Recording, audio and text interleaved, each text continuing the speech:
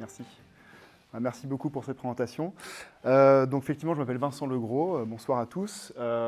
Donc pour préciser, donc effectivement, j'enseigne la pathologie infectieuse. Pour ceux qui ne savent pas ce que c'est que la pathologie infectieuse pour les sciences vétérinaires, c'est en fait les maladies réglementées, donc les maladies pour lesquelles il y a une réglementation qui a été mise en place pour pouvoir les gérer. Pour différentes raisons, soit parce que ce sont des maladies qui peuvent être transmises à l'homme et donc qui peuvent occasionner des dommages importants, ou alors ce sont des maladies qui peuvent se propager très rapidement dans un élevage ou plus largement en fait, au niveau du cheptel français, qui peut occasionner des dommages qui sont irrémédiables pour l'économie. Donc ça, c'est les éléments que j'enseigne à l'école vétérinaire de Lyon. Et puis je suis également chercheur au Centre international de recherche en infectiologie, où je suis virologue. Donc je travaille sur un virus dont j'aurai l'occasion de parler ce soir, qui s'appelle la fièvre hémorragique de Crimée-Congo. Donc je tiens à remercier le musée de sciences biologiques Dr Mérieux de m'avoir proposé de vous parler en fait, aujourd'hui d'un sujet qui m'intéresse, qui sont les maladies vectorielles. C'est une conférence que j'ai intitulée « Quand les vecteurs attaquent », quelques clés pour comprendre les maladies vectorielles en France. Et en fait, on va essayer de reprendre quelques éléments de base sur ce qu'on appelle une maladie vectorielle, comment on les modélise. Et puis après, on prendra deux exemples à partir d'éléments qui sont relativement récents dans l'émergence de maladies en France et qui vont permettre justement de mieux comprendre ces maladies vectorielles, comment on les anticipe, comment on lutte contre ces maladies vectorielles et comment on peut envisager la suite au niveau du territoire. Donc déjà des éléments très simples et de base sur ce que c'est qu'une maladie vectorielle. Une maladie vectorielle, on peut la schématiser en fait, avec ce cycle, c'est comme ça généralement qu'on la représente et c'est une maladie pour laquelle on a un agent pathogène infectieux donc qui va être transmis au moins en partie par un vecteur. Donc un vecteur, c'est là vous avez tous reconnu un moustique. Un vecteur, ce sera systématiquement un arthropode qui va être capable en fait, de prendre un repas sanguin, donc de piquer un autre vertébré et à l'occasion de cette piqûre, de lui inoculer un agent infectieux par exemple. Piquer, mordre, enfin voilà. Donc aller prélever du sang sur cette hôte. On a ici un exemple relativement simple. Parmi les arthropodes vecteurs de maladies infectieuses, on en connaît en fait une énorme diversité. De toute façon, ce cycle il est extrêmement schématisé et on verra d'ailleurs au cours de la conférence des exemples un peu plus divers. Mais vous avez par exemple ici la mouche tsetse, des phlébotomes, des tiques, des puces, des triatomes, qui sont autant d'exemples d'arthropodes qui sont capables de transmettre des maladies infectieuses à l'homme, mais également à tous les animaux, des mammifères, des oiseaux, des reptiles. On connaît des agents pathogènes qui sont capables d'infecter toutes ces espèces. Et puis concernant les agents pathogènes, moi j'ai plutôt un prisme de virologue, mais parmi les maladies vectorielles, on ne compte pas seulement des virus, on va compter aussi des bactéries, des parasites. Voilà, on peut avoir une grande diversité d'agents pathogènes. Sur le cycle également, là on représente quelque chose de très simple, mais on pourrait avoir des choses un peu plus complexes qui pourraient faire intervenir plusieurs hôtes ou plusieurs parasites, et puis parfois des hôtes qui peuvent être capables de propager la maladie par eux-mêmes sans forcément que le vecteur intervienne systématiquement. Je pense par exemple à une maladie qui s'appelle la peste porcine africaine, pour laquelle on a une tique qui transmet la maladie dans certains territoires, et puis dans d'autres territoires, la tique est absente, mais la maladie se propage en fait d'individu à individu directement. Il n'en reste pas moins que c'est quand même une maladie vectorielle, parce que dans certains contextes, on peut avoir justement cette contamination via un vecteur. Alors quelques éléments juste pour apprécier l'importance des maladies vectorielles au niveau mondial. Ça, je pense que c'est des choses qui sont assez couramment connues, mais malgré tout, ça fait quand même du bien de le rappeler. On pense qu'à peu près 80%, enfin on estime qu'il y a 80% de la population mondiale qui est exposée aux maladies vectorielles. En fait, probablement beaucoup plus, parce que je pense que si on prend la vie d'un individu, probablement qu'en fait tout individu à un moment de sa vie, sauf des personnes qui vivent constamment à plus de 2000 ou 3000 mètres d'altitude, vont être à un moment ou un autre exposés à une maladie vectorielle. Donc c'est quelque chose qui concerne absolument quasiment tout le monde sur la planète. Et puis si on regarde l'importance des maladies vectorielles rapportées à l'ensemble des maladies infectieuses, on constate que ce sont aussi, ça représente une part très importante de ces maladies infectieuses, puisqu'on a à peu près 17% des maladies infectieuses qui sont des maladies vectorielles, ce qui montre qu'en fait ces pathogènes qui sont transmis par des vecteurs, c'est un moyen très efficace de transmission qui est utilisé par de nombreux pathogènes pour pouvoir se propager. Alors, si on s'intéresse à la France, je vous ai mis quelques exemples qui sont relatifs aux maladies vectorielles. Alors, des exemples qui sont très anciens, la peste noire, par exemple. Il ne faut pas oublier que c'est une maladie vectorielle transmise par la puce, qui a disparu, hein, fort heureusement, de notre territoire aujourd'hui. Mais également, par exemple, la malaria, le paludisme, qui était jusque à peu près un petit peu après la Seconde Guerre mondiale, encore présente dans certaines régions en France, et qu'on a réussi à éradiquer en fait, en éliminant les moustiques qui sont vecteurs de cette maladie. Des exemples issus du monde vétérinaire, la leishmaniose. Donc ça, c'est une maladie qu'on peut trouver alors dans plein de régions du monde, mais notamment en France. On en a dans le sud de la France, transmise par des phlébotomes. Donc si vous allez dans le sud de la France avec votre chien, votre vétérinaire va très probablement vous proposer d'adapter le traitement antiparasitaire de façon à protéger votre animal contre le vecteur et donc empêcher la transmission de la maladie. Et puis des exemples beaucoup plus récents qui font généralement les gros titres lorsqu'ils se produisent, des maladies exotiques qui peuvent se retrouver sur notre territoire, propager sur notre territoire. Un exemple récent, ce n'est pas le plus récent, mais un exemple qui est assez marquant, c'est à l'occasion des Jeux Olympiques à Paris, plusieurs cas d'ailleurs de chikungunya autochtones. Donc là, ce n'est pas des personnes qui se sont contaminées à l'étranger, qui sont revenues sur le territoire, mais vraiment des personnes qui se sont contaminées par le chikungunya tout en restant sur place. Donc, voilà. Alors, on sait qu'au niveau mondial, ces maladies vectorielles, c'est des choses qu'on a coutume de dire, et ce qui est vrai, hein, c'est que ces maladies vectorielles sont en pleine expansion. On a de plus en plus de cas d'infection dus à des maladies vectorielles, toutes causes confondues. Et ça se traduit, notamment en France, par une importation en fait, du nombre de personnes qui se contaminent à l'étranger et qui reviennent avec la maladie et qui vont développer les symptômes sur place. Ça, c'est dû au fait qu'on est de plus en plus mobile et puis que, vu que les maladies vectorielles au niveau mondial augmentent, quand on va en zone d'endémie, on a plus de chances aussi de se contaminer. Et alors, le problème, c'est que, étant donné qu'on augmente ce nombre de cas de personnes qui se contaminent et qui développent les symptômes dans nos contrées, ils vont pouvoir à nouveau transmettre la maladie si le vecteur est présent. Et donc, je pense que j'apprends à personne aujourd'hui, particulièrement à Lyon, qu'on a un vecteur qui est présent à l'heure actuelle, le fameux moustique tigre qu'on appelle Aedes albopictus, qui est arrivé en France à peu près dans les années 2000 et qui colonise comme ça de plus en plus le territoire français avec des densités de vecteurs qui sont maintenant suffisamment importantes pour pouvoir en fait propager des petites épidémies pour l'instant de plutôt faible ampleur, mais qui probablement dans le futur, si les densités de vecteurs continuent à augmenter, pourront occasionner des épidémies de plus en plus grande ampleur.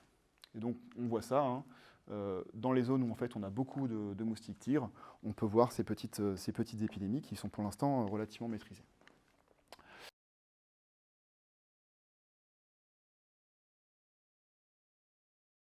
Sur comment en fait, on comprend la transmission d'une maladie vectorielle en m'appuyant en fait, sur l'exemple d'une maladie, donc d'un arbovirus, d'un virus transmis par un arthropode.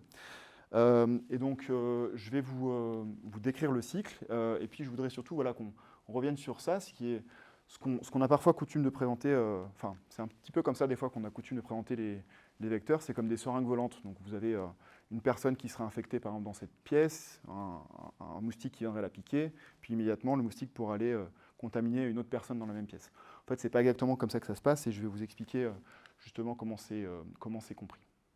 Donc là, vous avez un moustique qui est en train de piquer une personne. Donc quand il pique quelqu'un, en fait, il va utiliser sa trompe pour pouvoir cathétériser un capillaire sanguin et puis donc aspirer le sang de la personne qui est malheureusement piquée. Et si cette personne, elle possède dans son sang du virus, elle a été infectée, donc elle a du virus dans son sang, et ce virus, il va se retrouver dans l'estomac du moustique, tout simplement. Et donc, il va pouvoir pénétrer à l'intérieur du moustique et ensuite, il va pouvoir potentiellement traverser ce qu'on appelle la barrière de dissémination, donc ce qui est la paroi intestinale. Alors, il y a différentes modalités qui sont décrites. Vous avez des virus ou des agents pathogènes qui peuvent passer entre les cellules et puis d'autres qui vont infecter la cellule et qui ensuite vont reproduire du virus de l'autre côté de la paroi, en fait excréter du virus de ce côté-là. Dans tous les cas, ça ne change pas grand-chose. Le virus est capable de franchir cette barrière et ensuite donc, de disséminer à l'ensemble de l'organisme du moustique, en l'occurrence. Et donc si on prend un moustique qui a été infecté par le virus du chikungunya, par exemple, on va quelques jours après, prélever une patte, et dans la patte, on va retrouver du virus. Voilà. On peut en retrouver dans les ailes, on va en retrouver absolument partout. Et en particulier, on va retrouver dans un organe qui est très important, qui sont les glandes salivaires. Parce que ces glandes salivaires, elles ont pour fonction en fait, de produire de la salive, et cette salive elle va se retrouver injectée dans un nouvel hôte, très probablement à l'occasion d'une nouvelle piqûre. Et donc certains virus ou certains agents pathogènes sont capables également d'infecter les glandes salivaires et de se retrouver dans la salive des vecteurs. Et donc cette salive, elle va être injectée, comme je l'ai dit, à l'occasion de la phase de sondage, et ça va provoquer l'infection d'un nouvel hôte. Et donc, alors il y a plusieurs choses importantes du coup à avoir en tête ici, c'est que entre le moment où le virus il est rentré dans le moustique et le moment où il est sorti, il va s'écouler plusieurs jours, généralement. Alors ça va dépendre en fait de l'adaptation du virus à l'arthropode. Il y a des virus qui sont capables de franchir, enfin de réaliser ces étapes-là, vraiment en 2-3 jours. Et puis il y en a d'autres qui vont être un petit peu moins adaptés, qui vont demander un peu plus de temps. Deuxième élément, c'est que la quantité de virus aussi qui est absorbée et celle qui est réinjectée, en fait, elle est très différente. Et vous avez une amplification extrêmement importante du virus ou de façon générale de l'agent pathogène au sein du vecteur. Et donc ça montre bien ici que le vecteur n'est pas du tout une seringue volante qui viendrait en fait de façon quasiment mécanique transmettre un agent pathogène entre deux individus, mais bien un rôle d'amplificateur. Et ça, alors c'est déjà important dans le cas des virus, mais vous avez aussi des parasites pour lesquels il y a même des étapes de maturation du parasite qui ont lieu au sein du vecteur. Et en fait, le vecteur est absolument essentiel pour que le pathogène redevienne pathogène en quelque sorte pour le nouvel hôte. Alors, là, je vais vous montrer aussi ce qui se passe, en fait. Donc, comment ça se passe quand une personne est infectée. En fait, là, ce qui a été fait, en fait, c'est une vidéo qui a été réalisée par l'Institut Pasteur par le docteur Valérie Choumet. Et en fait, ce qui se passe, c'est qu'on a pris une souris, on a placé une caméra en fait du côté interne, sur la face interne de la peau, et sur le côté externe, on a placé des moustiques sous une capsule de verre. Et donc ces moustiques-là, ils ont une peau qu'ils vont essayer de piquer. Et donc là, vous pouvez apprécier en fait déjà la phase de sondage, donc qui est la phase au cours de laquelle le moustique injecte de la salive. Cette salive va avoir pour rôle en fait, d'anesthésier. Donc, il y a des anesthésiants, des anticoagulants et puis d'anti-inflammatoires qui vont être injectés et qui vont permettre au moustique de pouvoir piquer sans être opéré par son hôte. En tout cas, moins que s'il n'y avait pas d'anesthésiant du tout. Et puis les anticoagulants qui vont permettre comme ça d'ingérer le repas de sang en prévenant la coagulation. Voilà. Donc si je reprends le schéma que je vous avais présenté tout à l'heure, en fait, finalement, ce qu'on représente d'une façon très simple comme ça, dans la réalité, ça ressemble plus à ça. Vous avez un premier moustique qui va être infecté, donc il faut forcément qu'il y ait un membre du cycle qui soit infecté à un moment donné. Au bout de quelques jours, il va être suffisamment infectieux, en quelque sorte, pour avoir du virus ou de l'agent pathogène dans la salive. Cette salive, il va pouvoir l'injecter à un hôte qui est naïf, qui n'est pas infecté.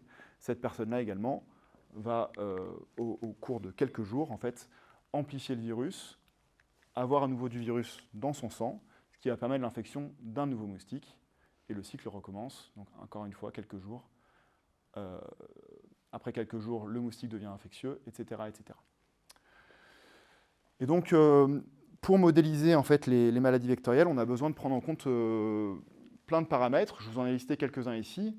Celui auquel on pense spontanément, c'est évidemment la densité de moustiques dans un environnement. Plus vous avez de moustiques, plus vous avez de chances d'être piqué. Et donc, s'il y a un hôte qui est infectieux, il va pouvoir transmettre la maladie aux moustiques, et donc ils vont pouvoir également retransmettre la maladie à un autre hôte. Leur activité également est importante. Quand on connaît l'activité, donc il y a des espèces vectrices qui sont plus ou moins actives ou qui vont avoir plus ou moins tendance à piquer leurs hôtes. Donc c'est important. Il peut y avoir aussi une activité qui va dépendre du moment de la journée ou de la saison, de la température par exemple. Les préférences trophiques sont aussi importantes. Donc ça veut dire sur quel hôte ces vecteurs ont l'habitude d'aller se nourrir. Vous pourriez avoir, on peut prendre un cas théorique, d'une espèce d'arthropode qui serait par exemple très sensible à un arbovirus, donc un virus comme ça qui serait transmis, qui serait responsable d'une maladie vectorielle, mais qui n'irait jamais se nourrir sur des hôtes qui sont sensibles. Donc dans ce cas-là, ça poserait absolument pas de problème. Le cycle en fait se serait rompu assez rapidement. Les autres paramètres qui sont importants à prendre en compte, ce sont la capacité du vecteur à multiplier le pathogène. Je l'ai déjà dit, mais il y a des espèces vectrices qui sont plus ou moins efficaces pour pouvoir amplifier l'agent pathogène et donc à le retransmettre. Et puis, la durée de la période infectieuse de l'hôte, combien de temps cette personne-là va avoir du virus dans son sang, cette personne ou cet animal, va avoir du virus dans son sang à des doses qui sont suffisantes pour pouvoir contaminer un autre moustique. Voilà. Si cette période est longue, évidemment, ça favorise la transmission. Si elle est très courte, ça la diminue. Alors ces maladies vectorielles, donc voilà, le vecteur c'est la particularité, mais c'est aussi quelque chose qu'on peut utiliser en fait contre ces maladies vectorielles, puisque là où pour les autres maladies on est généralement réduit à cibler soit l'agent pathogène, soit à essayer de protéger l'hôte, et bien là on peut essayer de cibler les vecteurs, donc soit en éliminant directement les populations, soit en empêchant la rencontre avec les hôtes. Voilà. Alors, je vais maintenant passer à des exemples un peu plus précis. Donc, je vais prendre deux exemples. C'est des exemples qui sont récents. Le premier, c'est les orbiviroses des ruminants. Donc, donc des virus, c'est à chaque fois des virus. Je reste sur mon domaine de compétences. Donc, qui sont transmises à des ruminants par des culicoïdes. Et puis, le second virus, c'est la fièvre hémorragique de Crimée-Congo, qui est également un virus transmis à l'homme en particulier, mais aussi à d'autres animaux, par des tiques. Alors, je vais commencer avec les orbiviroses. Ces orbiviroses, vous les connaissez sans doute sous d'autres termes. Le premier, c'est la fièvre catarrhalovine, que je vais peut-être appeler FCO. Je vais essayer de dire le nom à chaque fois complet, mais voilà, je risque de me tromper de temps en temps. Donc, la fièvre catarrhalovine, et puis également la maladie hémorragique épizootique. Donc, ce sont deux maladies qui sont dues à deux types de virus différents, mais qui appartiennent au même genre. Donc, ce sont en fait, ils sont très proches au niveau de leur structure, également de leur génome. Et donc, voilà, on pourrait dire que ce sont des virus qui sont cousins, qui vont infecter des ruminants domestiques, mais également sauvages. Les caprins sont aussi sensibles à la maladie, mais ils sont beaucoup plus résistants, donc ils vont généralement exprimer des symptômes qui vont être beaucoup moins sévères que dans le cas des moutons ou des vaches. Dans les deux cas, pour ces deux virus, ce sont les culicoïdes qui transmettent la maladie. Donc le cycle, il se fait entre ces espèces-là et les culicoïdes. On n'a jamais pu démontrer qu'il y ait une transmission de culicoïde à culicoïde. Alors vous allez me dire, comment ça serait possible? En fait, c'est souvent le cas c'est souvent le cas.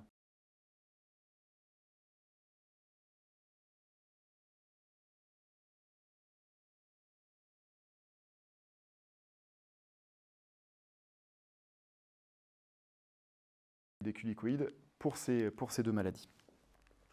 Alors à l'origine, ces deux maladies, on les décrit comme des maladies exotiques, tout simplement parce que le vecteur historique qui est le mieux connu, qui s'appelle Culicoides imicola, il circule, il réside dans des zones intertropicales. Donc pendant longtemps, on pensait que, et c'était vérifié en fait parce qu'on observait à l'époque, que ces maladies ne pouvaient circuler que dans les zones où les vecteurs étaient présents. Ce qui est en fait très souvent le cas, évidemment, dans le cas des maladies vectorielles. On va voir que c'est en fait un petit peu différent ce qui s'est réellement passé. Et donc, pardon, je ne me souviens plus, j'avais fait comme ça. Donc, je vais quand même vous dire quelques mots sur la maladie, qui était à l'époque considérée comme une maladie exotique. Donc, j'ai volontairement pas mis d'image de symptômes, parce que je ne souhaite pas m'appesantir sur les symptômes, mais juste pour que ceux qui ne connaissent pas la maladie aient quand même une idée un peu de ce que ça peut provoquer. Donc, l'espèce la plus sensible, ce sont les ovins. On va observer en fait toute une variété de symptômes qui peuvent être extrêmement sévères. On observe une mortalité de l'ordre de 15 à 40%, donc c'est vraiment une maladie qui est extrêmement grave chez les ovins. On va observer des symptômes qui sont systémiques, la diarrhée, des difficultés respiratoires, de la fièvre, je ne l'ai pas indiqué ici. Et puis ce qui est le plus spectaculaire, c'est ce qui se passe au niveau des muqueuses de la tête, avec de l'observation assez fréquemment d'œdème, d'hémorragie, d'une inflammation importante, d'ulcères. Ça peut être tellement important que le gonflement peut être tellement important que ça peut empêcher la respiration et ça peut être une cause de mortalité, justement. On va aussi pouvoir voir, du fait des hémorragies, de l'inflammation, en fait, une coloration bleutée de certaines muqueuses, en particulier de la langue. Et c'est ce qui donne en fait le nom du virus en langue anglaise, puisqu'il l'appelle le Blue Tongue Virus, donc le virus de la maladie de la langue bleue. Parce qu'en fait, quand on observe une langue bleue sur un ovin, en fait, c'est quasiment à coup sûr de la fièvre catarrhalovine. Euh, alors, j'ai dit donc les ovins sont l'espèce qui est généralement la plus sensible. Alors, c'est pas forcément vrai parce qu'en fait, la sévérité des symptômes, elle va être due à deux paramètres. L'espèce qui est concernée, donc généralement les ovins sont plus sensibles, effectivement. Euh, mais ce n'est pas toujours le cas, puisqu'en fait, on a certains sérotypes qui peuvent être plus ou moins sévères, donc en quelque sorte de façon absolue. Donc, on a des sérotypes qui sont particulièrement sévères, et après, on a des sérotypes qui sont particulièrement sévères chez certaines espèces. Donc, par exemple, on a le sérotype 8 qui a montré une sévérité particulière pour l'espèce bovine. Auparavant, on avait des symptômes qui étaient relativement légers, et avec ce sérotype-là, on a pu voir apparaître des symptômes beaucoup plus sévères. Quand je parle de sérotype, pour vous expliquer simplement à quoi ça correspond, on va parler de sérotype dans le cas d'un virus pour lequel l'infection va protéger contre d'autres virus. Donc pour reformuler, si ce mouton a été infecté par ce virus-là qui appartient au sérotype 1, il va être protégé par la réinfection par un autre virus du même sérotype. En revanche, il n'y a pas de protection contre les virus d'un autre sérotype. Donc c'est un peu comme si c'était des virus différents, complètement différents, il n'y a pas d'immunité croisée entre les deux, et ça pose des gros soucis, notamment en termes de vaccination, parce que si vous vaccinez les animaux contre le sérotype 1 et qu'ils s'infectent avec du sérotype 2 ou du sérotype 3 ou ce que vous voulez, eh ben, ils ne seront pas protégés. Une autre caractéristique qui est intéressante à noter pour le cas de ces maladies, c'est qu'en fait, on observe que chez les autres vertébrés, on a une très très longue période de présence du virus dans le sang. Donc ça, c'est intéressant parce qu'en termes de diagnostic, finalement, c'est assez facile de faire le diagnostic. On prélève du sang, même un petit peu après les symptômes, il n'y a aucun problème. On va retrouver la présence du virus dans le sang. Par contre, ça pose des gros défis parce que ça veut dire que si, pendant toute cette période qui peut. Alors, on estime que ça peut aller jusqu'à 2 mois, cette période de présence du virus dans le sang. Pendant toute cette période-là, si vous avez les culicoïdes qui viennent piquer l'animal, eh ben, ils vont pouvoir s'infecter et du coup retransmettre la maladie. Donc, il faut imaginer que quand un animal s'est infecté, quasiment, il faudrait le protéger pendant 2 mois pour empêcher qu'il y ait une nouvelle réinfection. Alors, donc je vous ai dit tout à l'heure que on considérait que c'était une maladie exotique, mais pour autant, on constatait en fait, à l'occasion du réchauffement climatique, en fait, une remontée du vecteur vers le nord, donc en provenance de l'Afrique subsaharienne et puis du Maghreb, une remontée du vecteur vers le nord, et puis avec cette remontée du vecteur, toutes les maladies qu'il transmet, et en particulier la fièvre catarrhale ovine. Et donc on avait pu modéliser en fait trois scénarios différents qui correspondent à 3 couloirs différents de progression.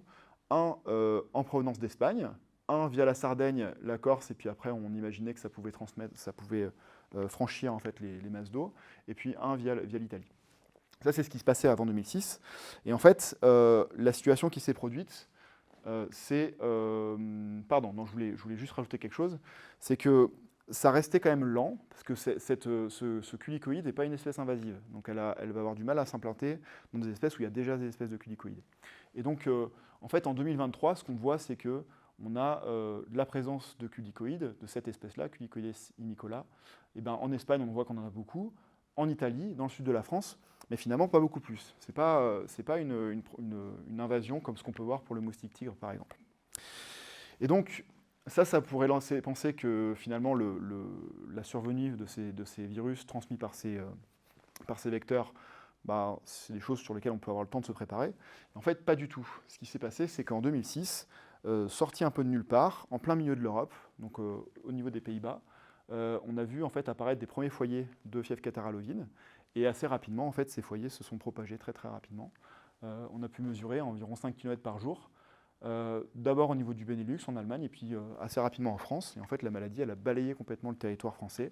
Et en 2 ans, en fait, vous aviez quasiment tous les cheptels qui ont été contaminés par cette maladie.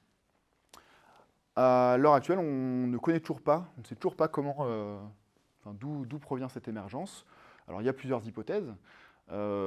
Première hypothèse, ce serait qu'on a introduit un animal qui était contaminé, et que cet animal, il a pu contaminer de nouveaux vecteurs sur place, et puis ensuite il y a une transmission de la maladie.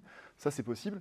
Mais ce qui est embêtant, c'est que normalement, on n'échange pas les animaux sans les tester. On est quand même pas. Enfin, voilà, donc c'est soit un animal qui est passé entre les mailles du filet, ou alors c'est un animal exotique, par exemple, qui a été introduit dans un zoo, et pour lequel on a raté la présence de fièvre catarrhale ovine. Ça, c'est une possibilité.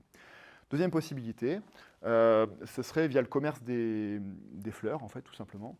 Et on aurait en fait embarqué des culicoïdes adultes, vivants, qui auraient en fait rapidement, très rapidement, contaminé un animal. Et à partir de ce premier animal, on aurait une contamination en cascade. Mais à ce jour, en fait, on n'a aucune certitude. Et c'est fort possible qu'on n'ait jamais le fin mot d'histoire. La deuxième situation dont je voulais parler, c'est, alors entre ces deux-là, on a eu d'autres situations d'émergence de fièvre catarrhale ovine. Mais la deuxième situation dont je voulais vous parler, c'est celle-ci, parce qu'elle est très intéressante.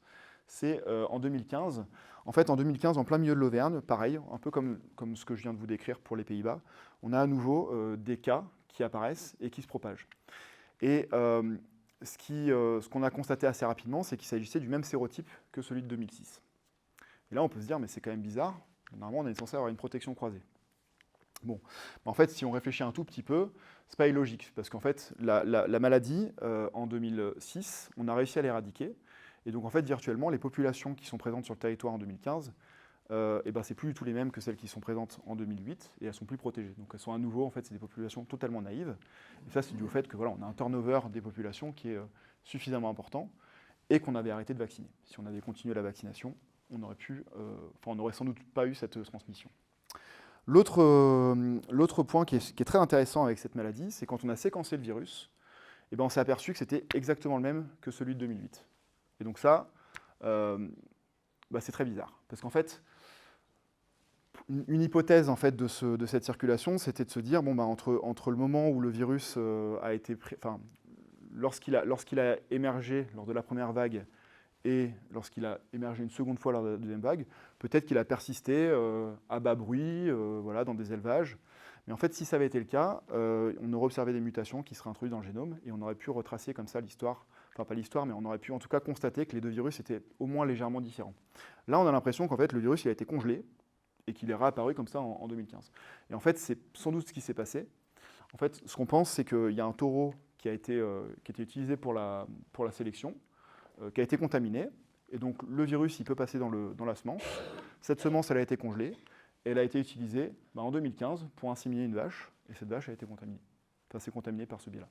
Donc c'est un cas assez... moi je ne connais pas beaucoup de cas dans le cadre des maladies vectorielles où on a comme ça ce genre de dispositif qui aboutit finalement à la contamination de l'ensemble du territoire. Donc les semences sont maintenant testées pour détecter la présence de cette maladie. Alors, je reprends ce que je vous disais sur Culicoides imicola. Finalement, comment est-ce que cette maladie elle se propage dans un territoire où le vecteur il est absent? En fait, ce qu'on a appris depuis, c'est que la fièvre catarrhale ovine, le virus de la fièvre catarrhale ovine, alors certes, il est très bien transmis par Culicoides imicola, mais en fait, la plupart des autres espèces de culicoïdes sont capables de le transmettre.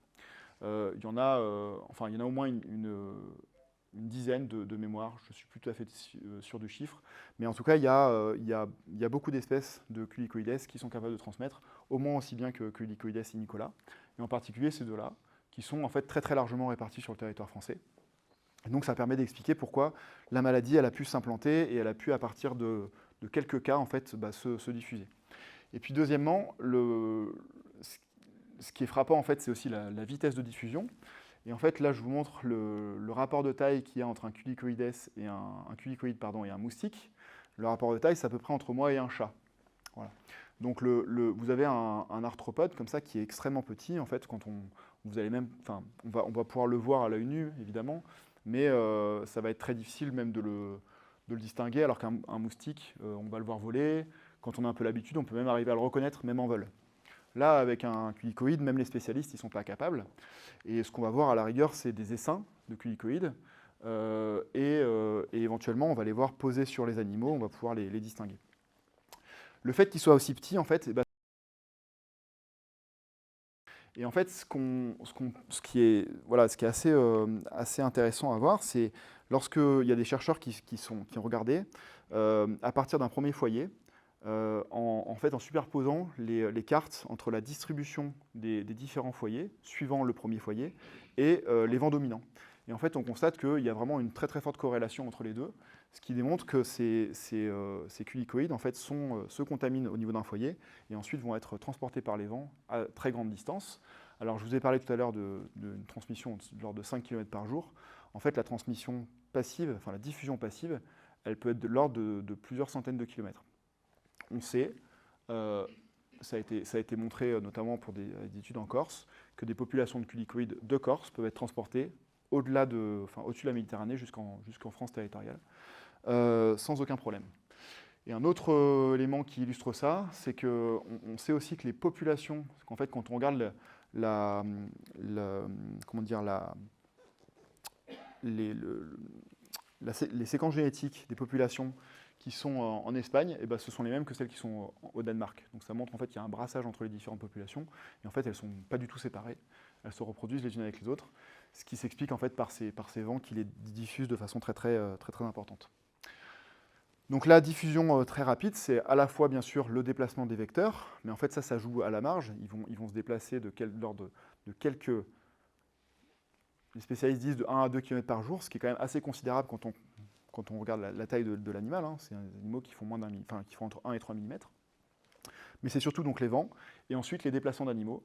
Donc si vous déplacez des animaux qui sont contaminés dans de nouvelles zones, ils vont avoir déjà des vecteurs qui sont présents, qui vont les contaminer, qui vont se contaminer et ensuite contaminer d'autres animaux.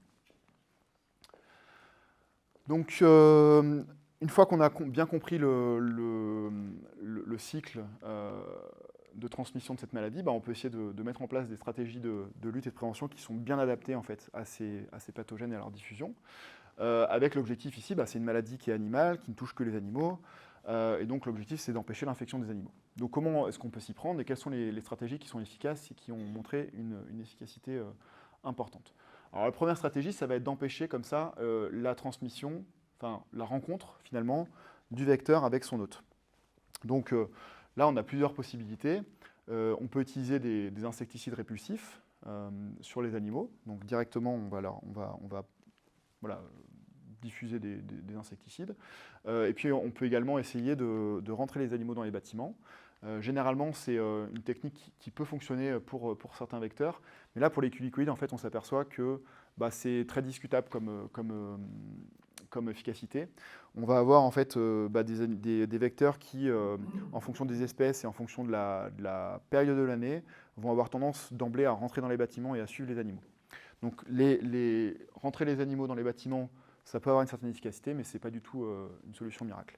En ce qui concerne les insecticides, c'est pareil. On va avoir une efficacité qui va être très ponctuelle.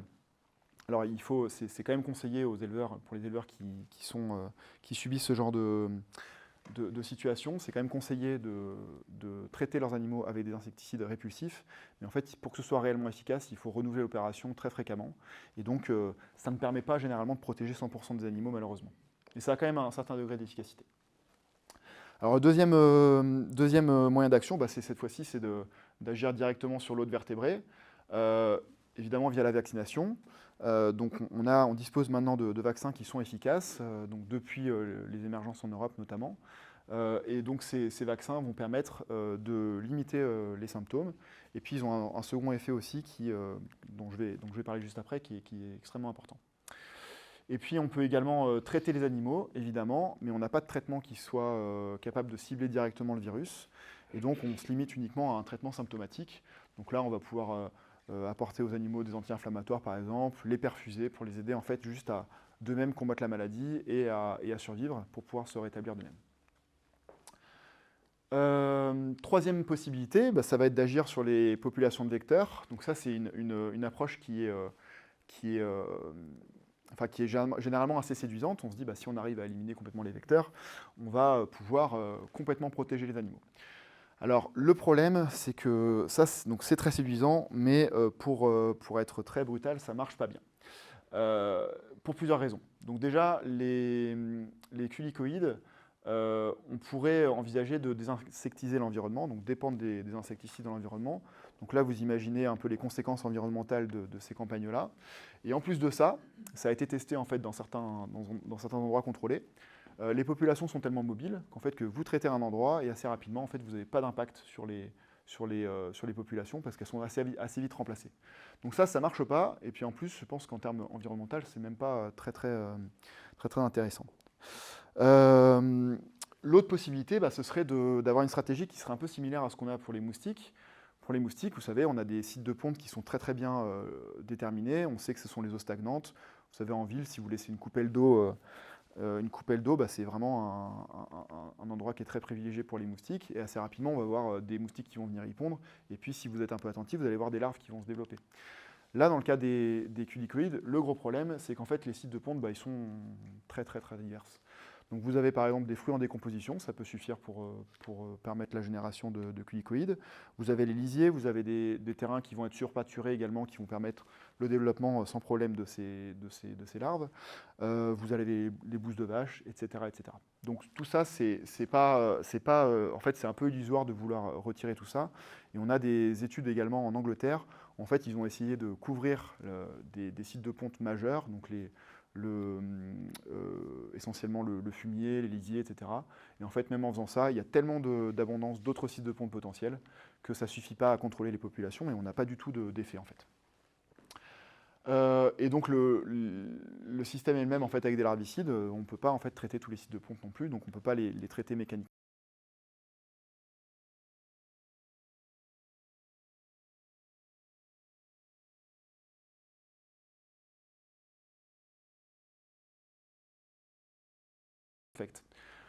Et donc ça passe par des mesures réglementaires. Donc on a mis en place, il y a des textes de loi qui ont été pris pour pouvoir interdire en fait aux éleveurs en zone de circulation du virus de déplacer leurs animaux. Hein, donc en fait on empêche comme ça le déplacement d'autres vertébrés à plus grande distance et donc la contamination de nouvelles régions. Et puis surtout en fait ce qu'on s'est aperçu, ça c'était un effet très très appréciable de la vaccination, c'est qu'en fait la vaccination, elle diminue énormément la virémie. D'ailleurs pour certains sérotypes, en fait, elle l'annihile complètement. Pour d'autres sérotypes, c'est un petit peu moins vrai, c'est un petit peu plus bas. Mais malgré tout, en fait, ça diminue fortement en fait, la quantité de virus présent dans le sang. Donc vous avez à la fois un effet de protection de l'animal qui est vacciné.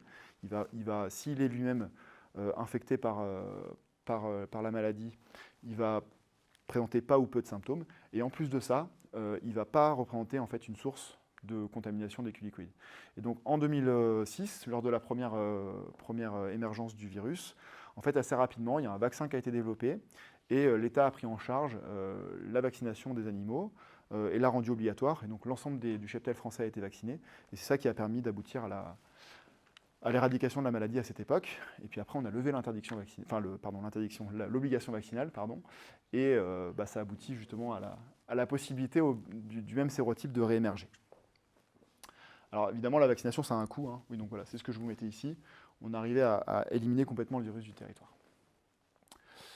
Voilà, et donc en bilan pour cette partie-là, donc sur les orbiviroses, on a une situation en fait actuelle qui est assez inédite, puisqu'en fait, depuis l'été 2023, on observe 3 événements majeurs. Alors dans le détail, ce serait un peu plus compliqué que ça, mais je vais quand même simplifier. Un premier événement majeur, c'est un sérotype qu'on appelle le sérotype 3 en provenance du Benelux. En fait, dans une situation qui est un peu similaire à celle que je vous ai présentée tout à l'heure avec la première émergence en 2006, vous avez un sérotype qui a émergé, on ne sait pas exactement comment. On espère qu'un jour, on espère qu'on va trouver la cause, hein, parce qu'il faudrait quand même savoir pourquoi dans cette région, périodiquement, on a de la maladie qui émerge. Et donc elle est en train de traverser la France de nord au sud.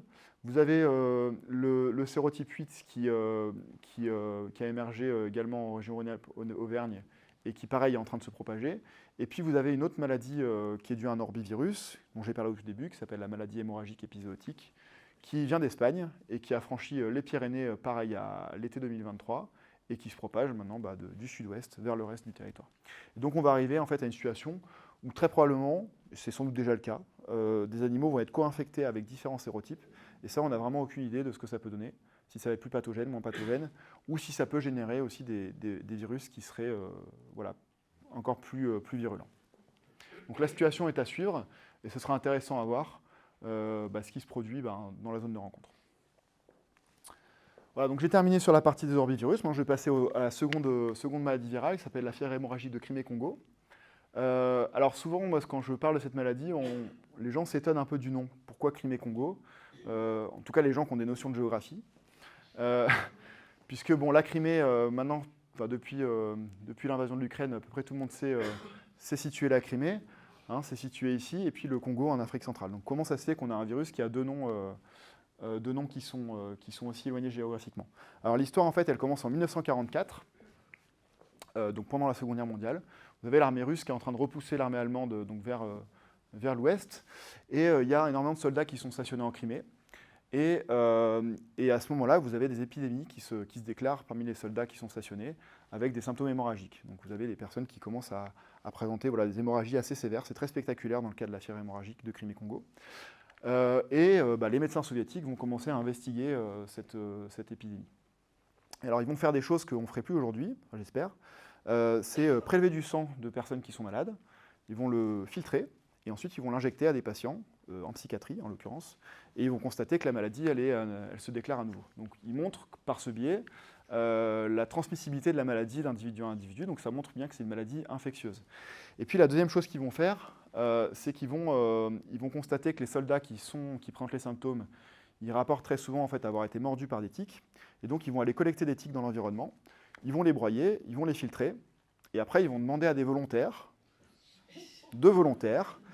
donc je ne sais pas dans quelle mesure on était volontaires dans l'armée rouge à l'époque, mais c'est ce qui est décrit. Et ils vont recevoir une injection de ce filtrat avec quand même des antibiotiques, de façon à éliminer le fait d'une contamination par une bactérie. Et donc ces deux volontaires vont aussi développer des symptômes, alors qu'ils sont de mémoire pas aussi sévères que ce qui était présenté par les autres soldats, mais ça va quand même démontrer, enfin donner en tout cas une indication assez forte que la maladie est transmise par des tiques. Donc ça, c'est ce qui se passe en 1944. Les soldats, enfin les médecins soviétiques vont appeler ce virus la fièvre hémorragique de Crimée. Et puis un peu plus tard, en 1956, vous avez donc au Congo belge une chercheuse ou une médecin belge qui en fait identifie un patient qui a été mordu par une tique, qui présente un syndrome fébrile, puis une hémorragie. Prélever du sang également, ils vont réussir à maintenir le virus. Et puis la médecin belge va elle-même se contaminer, tomber malade, elle va se prélever également du sang, et elle va continuer à amplifier le virus. Et puis ce virus-là, il va être ensuite envoyé en fait, au centre de référence qui est à New York à l'époque, des arbovirus, et ils vont identifier que c'est un nouveau virus qu'ils vont appeler donc du coup le virus de la fièvre du Congo.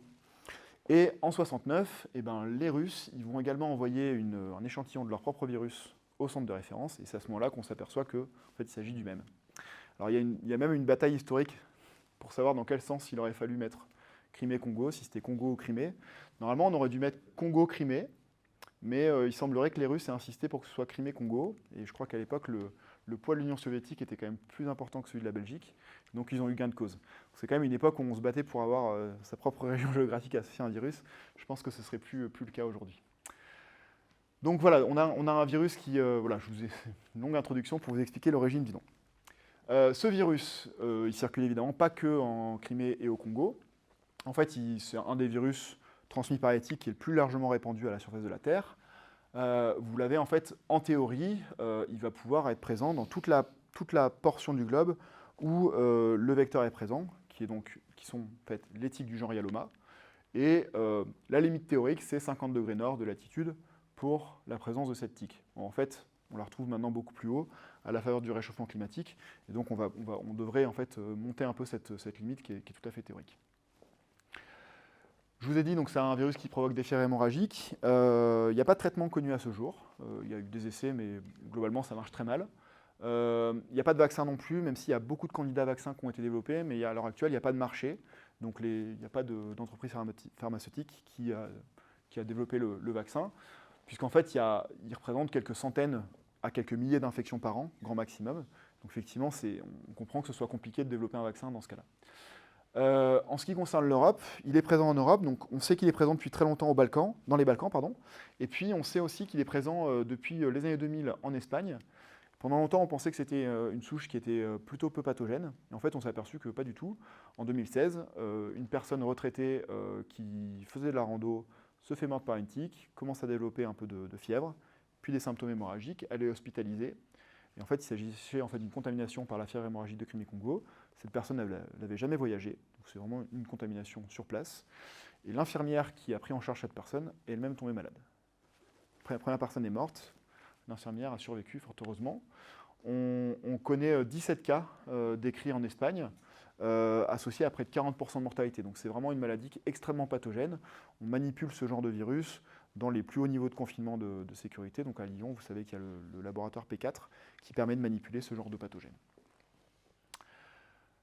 Alors la tique qui transmet la maladie, c'est celle-ci en ce qui concerne notre territoire, Hyaloma marginatum. C'est une jolie tique rayée.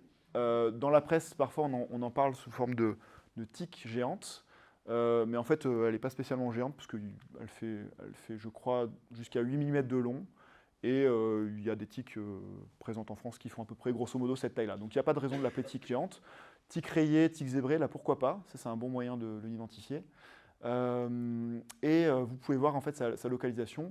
Elle est à la base pas présente chez nous, hein, mais elle remonte progressivement et elle s'installe. Et pour le coup, elle est invasive. Alors, elle a une particularité, cette tique, qui est intéressante. Donc ça, c'est une vidéo que j'ai...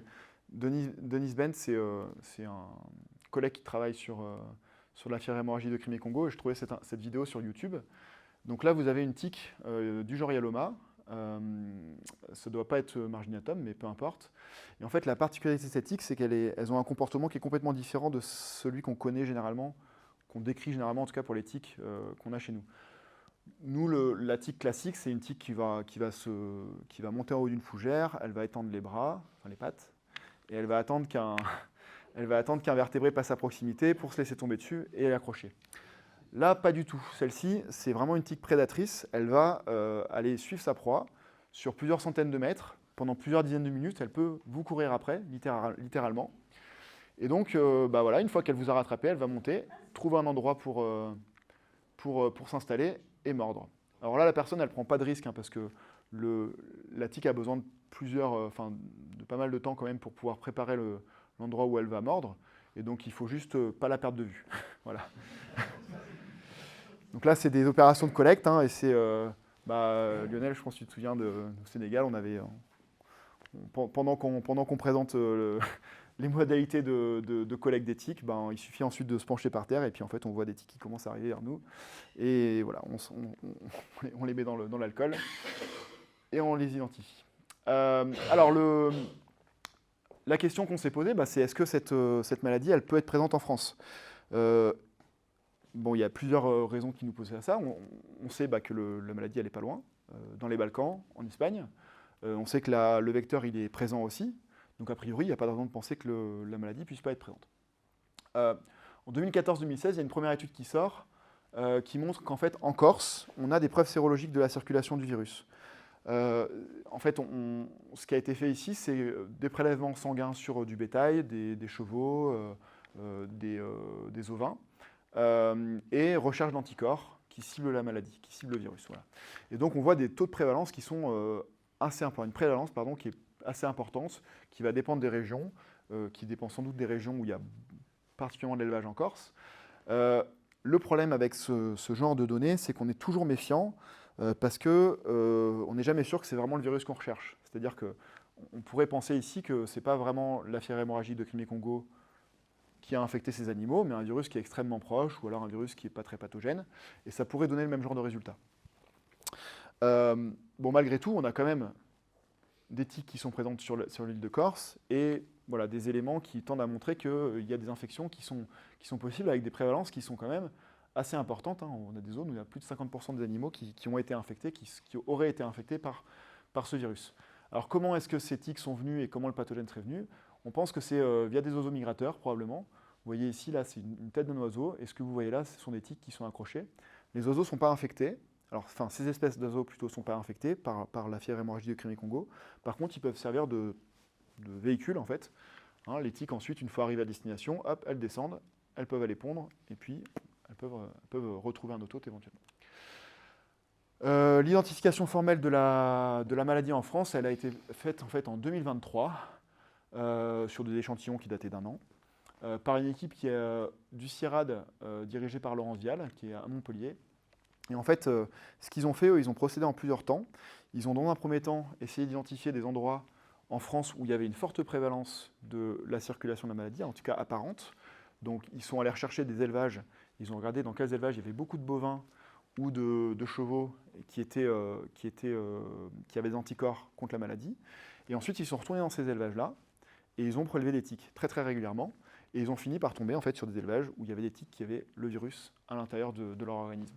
Donc ça a été confirmé, hein, c'est vraiment le vrai virus de la fièvre hémorragique de Crimée-Congo, et à ce jour, c'est les seuls éléments qu'on a à disposition. Heureusement, on n'a pas de cas humains. Alors c'est pas impossible que dans les prochains mois, dans les prochaines semaines, dans les prochaines années, on se retrouve avec des cas des personnes qui vont être infectées par cette maladie. Alors, je vais quand même vous décrire comment on comprend le cycle aussi à l'heure actuelle. Là, ce que vous voyez qui est un petit peu, alors ce que j'ai essayé d'illustrer ici, qui est un petit peu différent de ce que je vous ai montré pour les culicoïdes, c'est que là, ce que j'ai mis au centre, c'est vraiment la tique. Alors pourquoi je l'ai mis au centre? Parce qu'en fait, déjà, les animaux, vous avez plein d'animaux dans la nature qu'on va pouvoir retrouver avec des anticorps, donc qui peuvent être infectés par la fièvre hémorragique de Crimée-Congo. Mais ces animaux-là, ils ne présentent jamais de symptômes. Ou alors, si c'est des symptômes, c'est vraiment dans des conditions expérimentales. On a infecté les animaux expérimentalement avec des doses massives de virus. Et le seul truc qu'on avait à reproduire, c'est une petite élévation de température pendant quelques heures.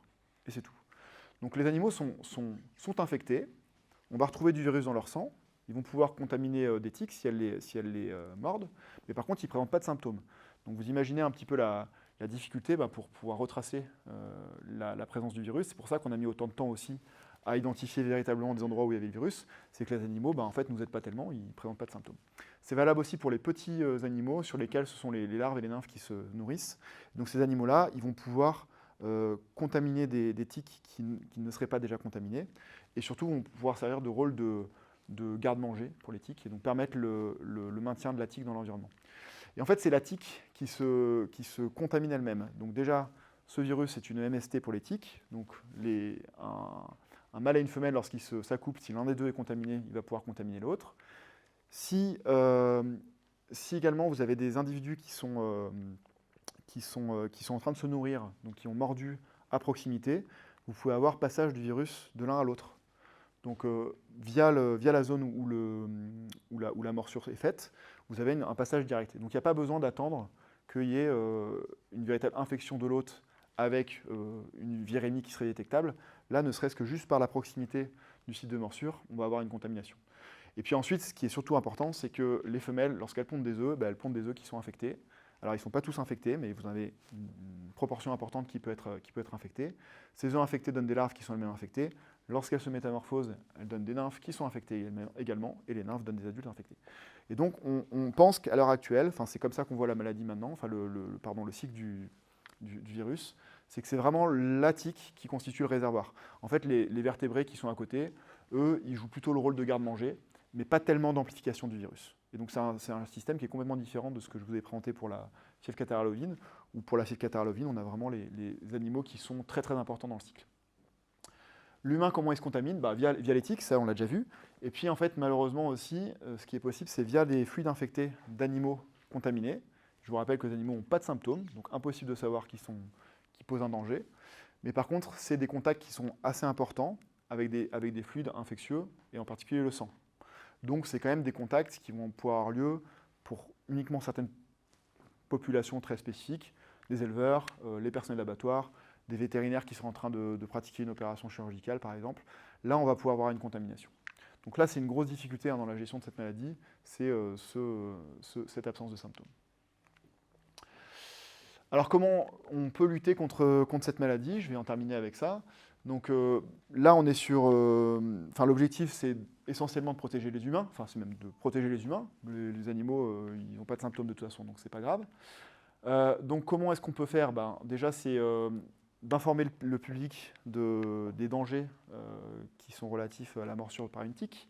Donc notamment dans les zones où il y a des tiques qui sont infectées par la fièvre hémorragique de Crimée-Congo, il serait important de mettre en place des campagnes d'information pour expliquer aux gens comment se protéger contre les tiques, et puis s'ils en voient, de les retirer le plus rapidement possible. Donc limiter la présence du vecteur, c'est très compliqué. On a de grosses difficultés à gérer les populations de tiques. Prévenir la contamination vers les animaux, là c'est aussi informer les populations à risque des risques qui sont présentés par ces animaux en zone où le vecteur circule. Mais finalement, en fait, il suffit de se protéger contre les aérosols, donc porter un masque par exemple, ou alors éviter de générer des aérosols lorsqu'on va manipuler des tissus. La vaccination, c'est une possibilité, mais je vous ai dit, il n'y a pas de vaccins qui sont actuellement disponibles. Et puis une fois qu'on aura un vaccin, qui est-ce qu'on vaccine? Est-ce qu'on vaccine les animaux? Mais bon, les animaux ne présentent pas de... Alors on pourrait vacciner les tiques, effectivement. Mais vacciner les animaux qui n'ont pas de symptômes, ça va être compliqué de convaincre les éleveurs de le faire, donc il faudrait l'imposer. Par ailleurs, il faudrait vacciner en permanence en fait, toute une population d'animaux. Ça paraît compliqué. On pourrait vacciner les humains, donc ça, ce serait possible, effectivement, de vacciner, encore une fois, uniquement les populations à risque, dans les zones où le virus circule. Mais ce qui paraît en fait, le plus adapté, ce serait d'avoir un traitement qui serait efficace et de pouvoir en fait, l'avoir disponible pour le cas où une personne développe la maladie, et là, on pourrait avoir ce traitement disponible. Et donc, voilà, la sauver rapidement, parce que je vous rappelle que sinon, en absence de traitement qui n'existe pas à l'heure actuelle, donc même en présence de traitement, on a près de 30% de mortalité pour cette maladie. Voilà. Donc je termine sur cette diapo, juste pour voilà, rappeler quand même que le principal moteur des émergences de maladies vectorielles en France et en fait dans le monde, ce sont les activités humaines, donc via la perturbation des écosystèmes, par exemple via l'élevage intensif. Toutes les activités en fait, qui vont perturber ces écosystèmes vont être des facteurs favorisants de l'émergence de ces maladies infectieuses vectorielles. Face à ces maladies vectorielles, ce qui est important, c'est de bien les comprendre, ce qui permet en fait de ensuite développer des stratégies antivirales, ou donc je parle ici de stratégies antivirales, mais anti-infectieuses de façon plus générale, qui soient adaptées, à la fois adaptées et efficaces. Parce qu'en fait, on a des cas où on a besoin plutôt de vaccins, dans d'autres cas, on a besoin plutôt de traitements, dans d'autres cas, on va avoir besoin plutôt d'une lutte antivectorielle qui est performante. Et donc ça, c'est très important d'avoir un maximum de données là-dessus pour pouvoir choisir et d'être le plus pertinent possible. Et tout ça, ça va s'intégrer en fait dans une stratégie One Health, de façon à pouvoir en fait à la fois comprendre ces interactions qui sont extrêmement complexes entre les différents paramètres, et puis ensuite justement les traiter en synergie, de façon à avoir l'efficacité maximum pour pouvoir protéger en fait ces différentes composantes du système. Voilà, je vous remercie pour votre attention et je